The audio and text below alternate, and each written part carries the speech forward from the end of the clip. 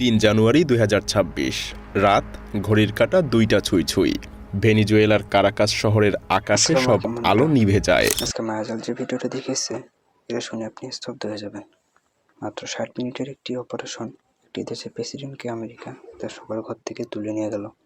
এটা কি কোনো মুভি নাকি এটা একটা বাস্তব? কারাকাসে নিঃশব্দে চলছিল এক ছায়াযুদ্ধ। এটা কোনো নিয়মিত যুদ্ধ না, ছিল এক সুচারু সার্জিক্যাল এক্সট্রাকশন অভিযান। টার্গেট স্বয়ং দেশের রাষ্ট্রপতি। এই অভিযান পরিকল্পনা করতে সময় লেগেছে বহু মাস, কারণ রাতারাতি এভাবে কোনো দেশের প্রেসিডেন্টকে হুট করে তুলে নিয়ে যাওয়া সম্ভব না। আগেই পাতা হয়েছিল জাল। মার্কিন নৌবাহিনী ভেনিজুয়েলার উপকূল ঘিরে রেখেছিল। ক্যারিবীয় সাগরের যুদ্ধজাহাজ আর বিমানবাহী রণতরী মোতায়েন করে এক প্রকার সামুদ্রিক অবরোধ তৈরি করেছিল তারা।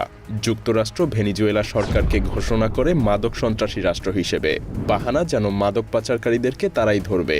কিন্তু আসলে এই পুরো অবস্থান গ্রহণের আসল লক্ষ্যই ছিল একজন, প্রেসিডেন্ট নিকোলাস মাদুরো। সিআইএর গোয়েন্দারা মাসের পর মাস তার গতিবিধি নজরে রেখেছিল। অপেক্ষায় ছিল কখন তিনি নিরাপত্তা বেষ্টনী সহ এক জায়গায় স্থির হবেন। অবশেষে সেই সুযোগ আসে নতুন বছরের শুরুতেই, সেই কাল রাতে। অপারেশন সাউদার্ন স্পিয়ার নামে এই গোপন মিশনে ঠিক রাত ২টায় নির্দিষ্ট সময়ে মার্কিন এয়ারফোর্সের অত্যাধুনিক কয়েকটা F-35 স্টেলথ ফাইটার জেট আকাশে গর্জে ওঠে। এসব স্টেলথ যুদ্ধবিমান রাডারকে ফাঁকি দিয়ে ভেনিজুয়েলার আকাশসীমা ভেদ করে ঢুকে পড়ে এবং শত্রুর আকাশ প্রতিরক্ষা ব্যবস্থায় বিশাল ফাঁক তৈরি করে ফেলে। ভেনিজুয়েলার চারদিকে মোতায়েন রাশিয়ার তৈরি S-300 ক্ষেপণাস্ত্র রাডারগুলোকেও শুরুতেই ধ্বংস করে দেয়া হয়। আকাশপথ পরিষ্কার হতেই কারাকাসের দিকে উড়ে আসে ডেল্টা ফোর্সের বিশেষ হেলিকপ্টার।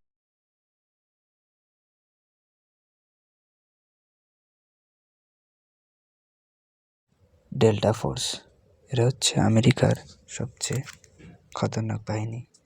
এরা এতটাই প্রশিক্ষণপ্রাপ্ত যে এরা ঘাঁটি ফোর্ট টাউনা এবং লা কার্লোটা বিমান ঘাঁটিতে বিধ্বংসী হামলা চালায় আমেরিকান ফোর্স। তীব্র বিস্ফোরণে চারদিক কেঁপে ওঠে।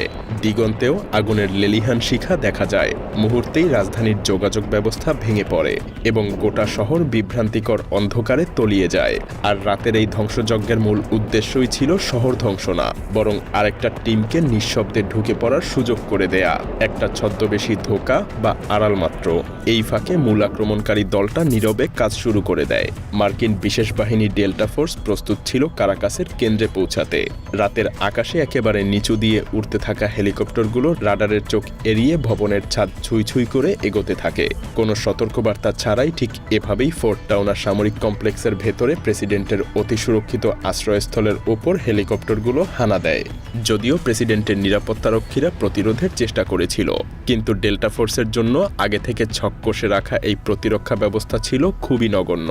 বিশেষ কোনো বাধাই দিতে পারেনি তারা।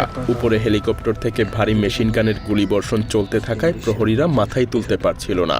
এরই মধ্যে সার্জিক্যাল দক্ষতায় ভাগ হয়ে ডেল্টা সদস্যরা একযোগে একাধিক দিক দিয়ে ভবনের মধ্যে ঢুকে পড়ে।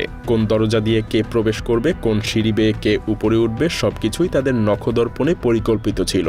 অভিযানকারী দল নিরাপত্তারক্ষীদের আতঙ্কিত করতে সেকেন্ডের মধ্যেই দরজা উড়িয়ে ঘরের ভেতরে প্রবেশ করে।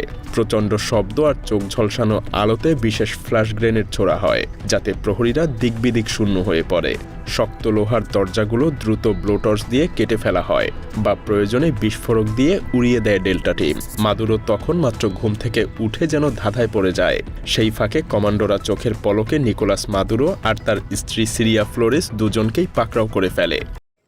প্রেসিডেন্ট মাদুরো তার স্ত্রীকে জাস্ট কয়েক সেকেন্ডের মধ্যে তারা কব্জা করে নিল।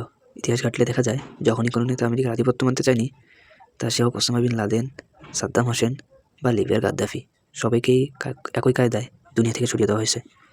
আমেরিকা তাকে শত্রু মনে করে, তার আসলে বেঁচে থাকা জমায়। সেখানে সমুদ্রে প্রস্তুত ছিল যুক্তরাষ্ট্রের এক বিশাল বিমানবাহী রণতরী, যাকে মূলত একটা ভাসমান ঘাঁটিই বলা যায়। তাদের মিশন সফল। অপারেশন সাউদার্ন স্পিয়ার রাতারাতি পুরো দক্ষিণ আমেরিকার ভূরাজনৈতিক মানচিত্র বদলে দেয়।